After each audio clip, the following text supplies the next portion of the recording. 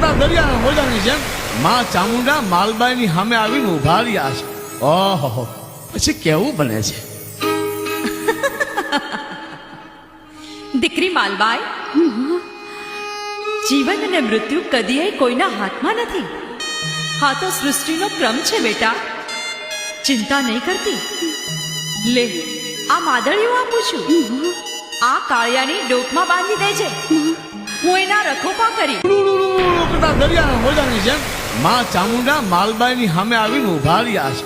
ઓહો, પછી કેવું બને છે? દીકરી માલબાઈ,